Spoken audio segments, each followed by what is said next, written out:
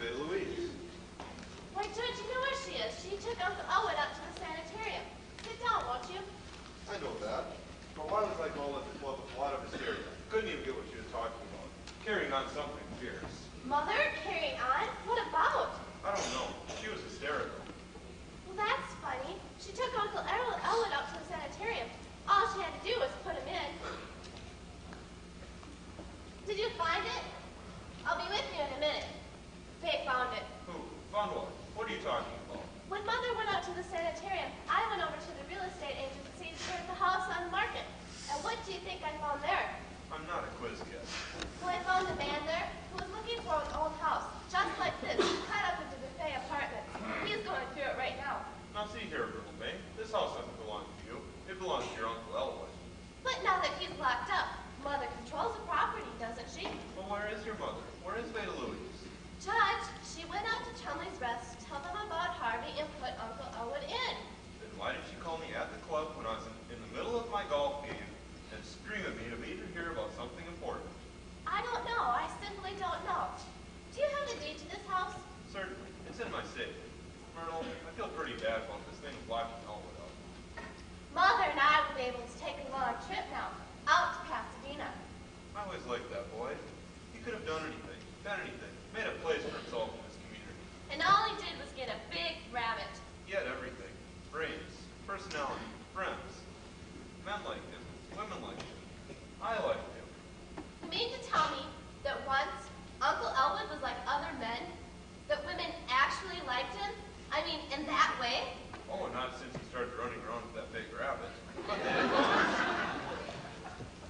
I can't believe it. of course, there was always something different about Elwood.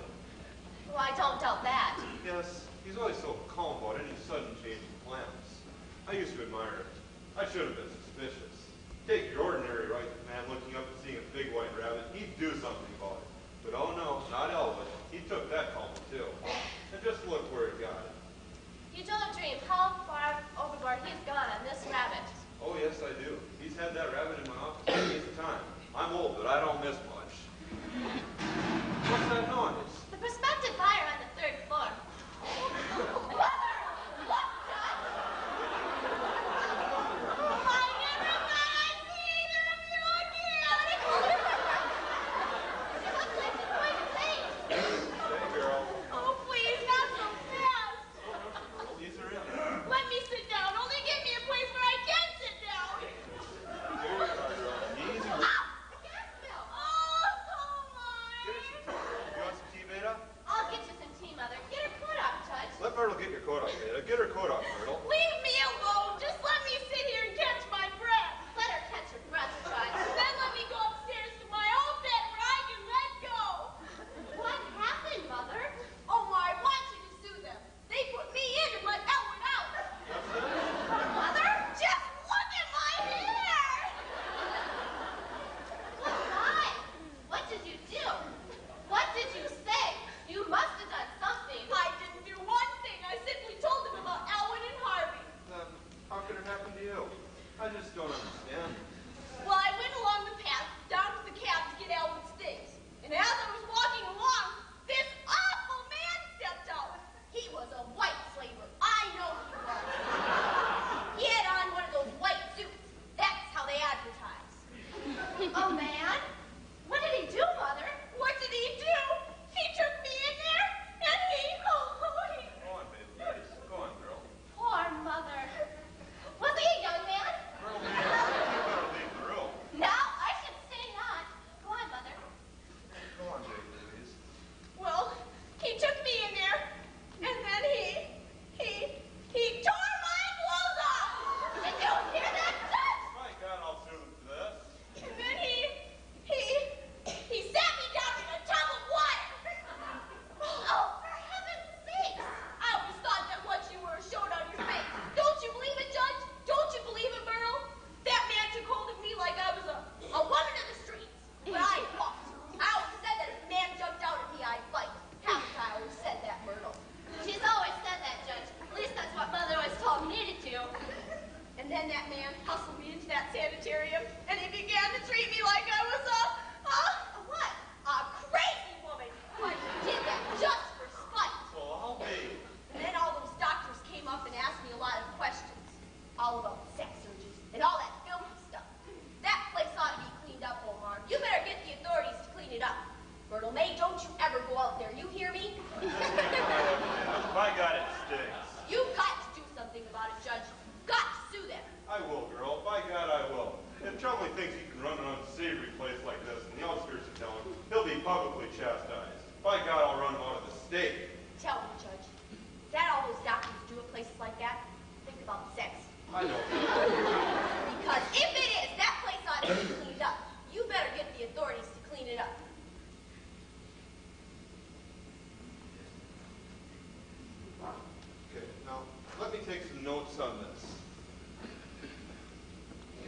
doctors,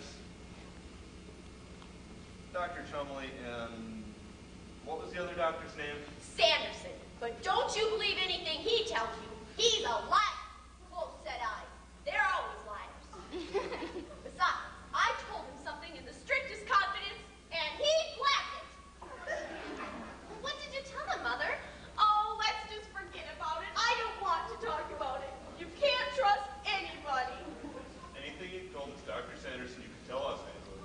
This is your daughter, and I am your lawyer. I know which is which, but I don't want to talk about it. I want to go up to my own bed where I can let go. But, Mother, this is the important thing anyhow. Where is Uncle Elwood? I should have known better than to do anything about him. Something protects him. That awful hookah. Where is Uncle Elwood? Answer me. How should I know? They let him go. Besides, they're not interested at men in places like that. Don't act so naive, Myrtle May. What's that noise? I found a buyer for the house. What? Listen, Mother, no matter what happened out there, we've got to find Uncle Elwood and lock him up. Well, I don't know where he is. The next time you take him out there, Judge, wait until Elwood hears what they did to me. He won't stand for it. Don't forget to sue them, Judge. Myrtle May, all I hope is that never, never as long as you live, a man tears your clothes off and dumps you into a tub of water. Now see, Mother mucks everything. No matter what happened out there, Uncle Elwood's still running around with Harvey. Think for me to take some more notes. It's all Uncle Elwood's fault. He found out what Mother was up to and had her put in.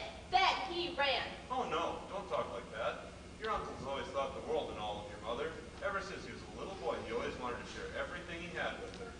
I'm not giving up. We'll get detectives, and we'll find him. And besides, you'd better save some of that sympathy for me and Mother. You don't realize what we have to put up with. Wait till I show you something he brought home about 6 months ago, and we hid it out in the garage. Wait till I show you. I'm going up to talk to Bailey. There's more in this than she's telling. I sense that. Wait till I show you, Judge. All right, I'll wait. Okay, is he here? What? What's this? That crackpot with the rabbit, is he here? No. Who may I ask are you? Not here, Doctor. All right? Dr. Chumley's coming in anyway. What's your name? Oh, Chumley. What's I've your got name? something to say to him. What's your name? Let's have it. I am Judge Gaffney. Where is Chumley? Well, the reason I asked your name is Dr. Chumley always likes to know who he's talking to. Dr. Chumley, this man says his name is Judge Gaffney. Whoa, whoa, whoa. Chumley. Good evening, Judge.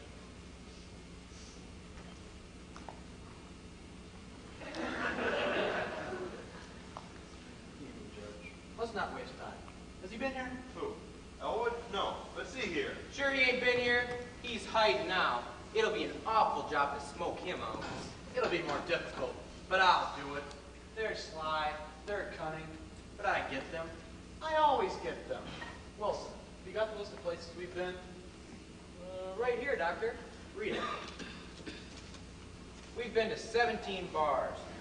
Eddie's Place, Charlie's Place, Bessie's Barn Dance, the 4th Avenue Firehouse, the 10th, 12th, and 9th Avenue Firehouse, just to make sure. The Union Station, the grain elevator. Say, why does this guy go to the grain elevator anyway? The foreman is a friend of his. He has many friends in many places. I've come by here to ask Mrs. Simmons if she has any other suggestions as to where we might look for him. Dr. Chumley, I must inform you that Mrs. Simmons has retained me to file suit against you. What? What happened to her at the sanitarium this afternoon? Sue! And while we're on that subject, That's pretty, ain't it, Doctor? After us hauling ourselves around town looking for that guy.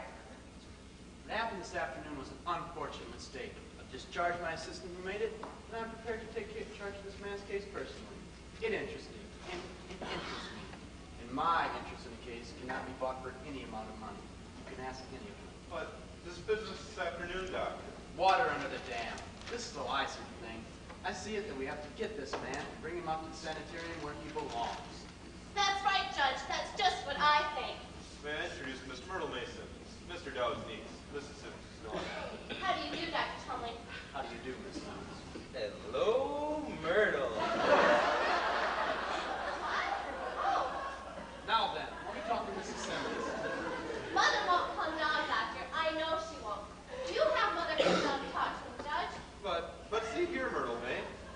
mother was, God knows what she was. Your mother was manhandled. The man's approach to her was not professional. It was personal. Wilson, this is a serious charge. Dr. Chumley, I've been with you for 10 years. Are you going to believe?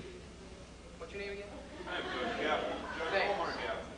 You going to take the word of this old blister Gaffney? Wilson! Me? Me and the dame who sees the rabbit? It's not Mrs. Simmons who sees the rabbit. It's her brother. Yes, it's Uncle Owen. Now, if you'll come with me, Doctor. Very well, Judge. Wilson, I have a situation here. Wait for me. Okay, doctor.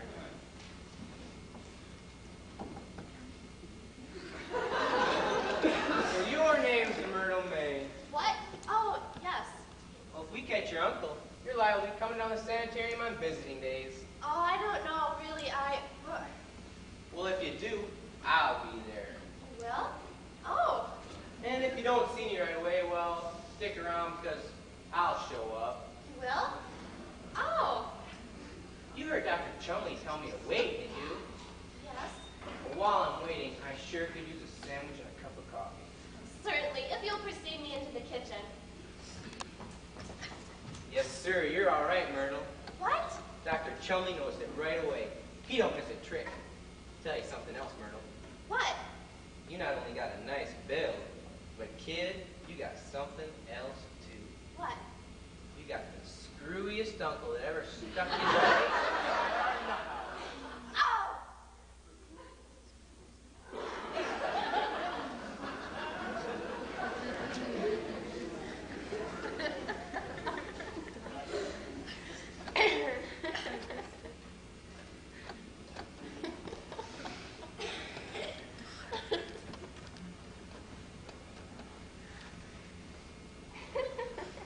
Hello, Chumley's Rest. Is Dr. Chumley there? Oh, it's Mrs. Chumley. This is Elwood P. Dow speaking. How are you, my dear? Oh, yes, that's fine. Say, were you able to look at Harvey? Oh, no. Don't worry about it. I'll find him. You know, I missed you at the McClure cocktail party. Yes, the people were all charming, and I was able to leave quite a few of my cards. I waited until you phoned and said you couldn't come because a patient had escaped. Where am I? I'm here, but I'm leaving right away. I really must find out. Well, goodbye, my dear. My regards to you and anyone else you happen to run into. Goodbye. Ah, there it is.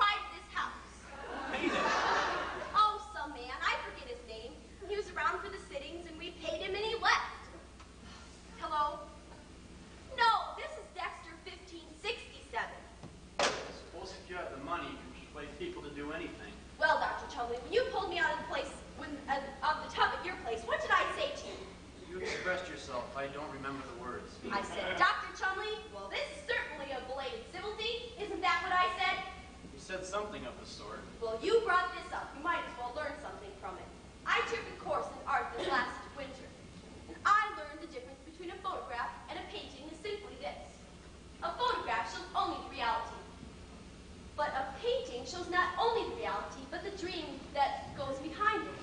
It's our dreams that keep us going, that separate us from the beast. Well, I wouldn't even want to go on living if all it was me eating and sleeping and taking off my clothes while putting them back on again. Easy now, steady. Don't get excited. There's all right. What's the matter? Doctor, that's not my mother! Good to hear that. Oh, Elwin's been here. He's been here. Better be quiet. I'll take it. Hello? Yes, yes? Who's calling? Here he is, Mrs. Simmons. It's your brother. Oh, let me talk to him. Tell him I'm here. Be casual. Hello, Elwood. Where are you? What? Oh, just a minute. He wants to know if Harvey is here, Tell him Harvey is here. but he isn't. Tell him he's here. That will bring him here, perhaps. Humor him. We have to humor them. Hello, Elwood. Yes, Harvey is here. What? Where are you? Where? Oh, just a minute. He wants to talk to Harvey. Tell him Harvey's here. Can't come to the telephone. Say he's in the bathtub. The bathtub? Say he's in the bathtub. And then you send him over there. That way we'll find out where he is. Hello, Elwood. Yes, Harvey is here. Well, he's in the bathtub. I'll send him over as soon as he's dry. What? Where are you, Elwood? Where? Oh, Did he hang up? yes. He said that Harvey just walked in the door. He said for me to go check in the bathtub because it must be a stranger. But I know where he is. He's over at Charlie's place. That's far over at 12th and Main. 12th and Main. 2 blocks down. Going over, isn't it? Yes, Doctor, where are you going? To go get your brother. Bring him out to the sanitarium. Oh, Doctor, I wouldn't do that. I'd send one of your attendants. I'm warning you. Mrs. Simmons, is your brother a dangerous man? Oh, dangerous. Why? Oh, I won't tell you why. But if I didn't, why would I be asking for a permanent commitment for him? Then I must observe this man. I must watch the expression on his face when he talks to this rabbit. You did say they talked, didn't you? Oh, yes, they tell each other everything. What's that? I said, of course they tell each other everything, but I wouldn't go after him if I were you. Nonsense. You underestimate me, Mrs. Simmons. No, Doctor, you